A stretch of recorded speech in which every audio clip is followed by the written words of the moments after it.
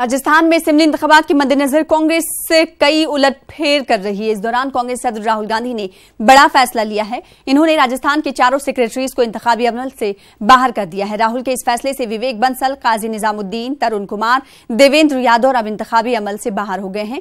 आपको बता दें कि राहुल ने यह फैसला राजस्थान में उम्मीदवारों की सिलेक्शन में गड़बड़ी की खबरों के बाद लिया। इस खबर पर मजीद अपडेट हासिल करेंगे। रुक करेंगे दिल्ली का। हमारे साथ हमारे नुमाइंदे अभिषेक जुड़ चुके। अभिषेक, आखिर क्या कुछ गड़बड़ी हुई थी जिसके बाद राहुल गांधी ने फैसला लिया और इन्हें बाहर करने के बाद उनकी जानिब से क्या कुछ रिएक्शन सामने आ रहे हैं?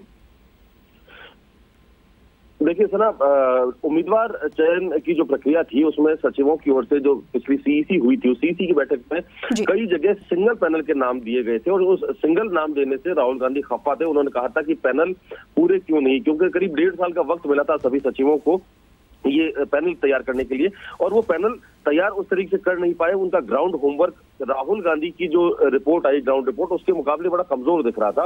तो उसको देखने से सीईसी की बैठक में राहुल गांधी बड़े नाराज हो गए थे और उसके साथ ही जो कई अपराधी तत्व जो है उनके भी नाम बहुतायत में थे। तो उन सारी चीजों से राहुल गांधी खफा थे और ये लंबे समय से बात चल रही थी कि राहुल गांधी खफा है।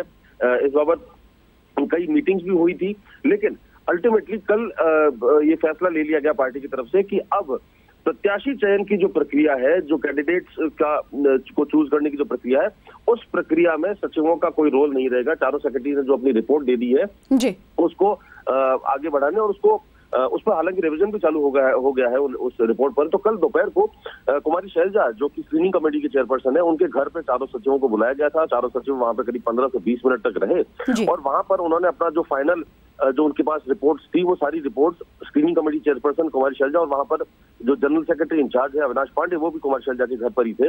वहां पर वो अपनी रिपोर्ट देकर निकल गए और अब ये तय हो गया कि जो प्रत्याशी चयन की प्रक्रिया है उसमें सचिवों की कोई भूमिका नहीं रहेगी। लेकिन अभिषेक, जिस तरीके से राजस्थान में इलेक्शंस की धूम में इंतखाबी तशहीरी मुहिम में जोर शोर से पार्टियां हिस्सा ले रही हैं, ऐसे में कांग्रेस की जानिब से ये कदम उठाना और 4 सेक्रेटरीज को, चारों सचिव को हटा देना, बाहर कर देना, क्या कांग्रेस के लिए नुकसानदेह साबित नहीं हो सकता?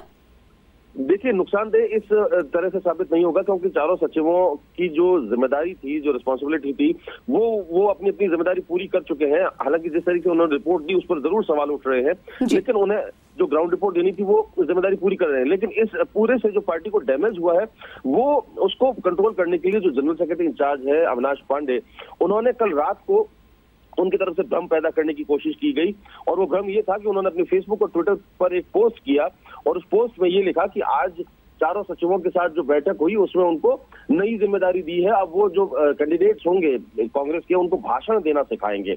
लेकिन इस पोस्ट में उन्होंने राहुल गांधी के साथ अपनी और चारों सचिवों की फोटो लगाई, जो कि बहुत पुरानी फोटो है।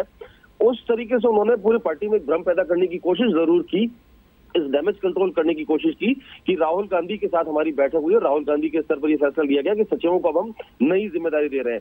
हालांकि उन्हें कहीं ना कहीं एडजस्ट करना कांग्रेस के लिए एक बड़ी जरूरत बन गई थी कि चारों सचिवों को जब हटा दिया गया है तो इन्हें कहाँ एडजस्ट किया जाए। तो उन्हें अब ओरिएंटेशन और हर असेंबली वाइज एक वचननामा बनाने और प्रचार प्रसार और विपक्ष के खिलाफ क्या नीतियां, इस तरीके के नाम दिए। उन्हें सिर्फ ये एडजस्ट करने की कोशिश है, डैमेज कंट्रोल करने की कोशिश है और अब वो भाषण देना सिखाएंगे प्रत्याशियों को। ठीक है, तो डैमेज कंट्रोल किया जा रहा है कांग्रेस की जानिब से चारों सचिवों को, 4 सेक्रेटरीज को बाहर किए जाने के बाद। बेहद शुक्रिया अभिषेक हमारे साथ जुड़ने के लिए और तफसीलात फराहम करने के लिए।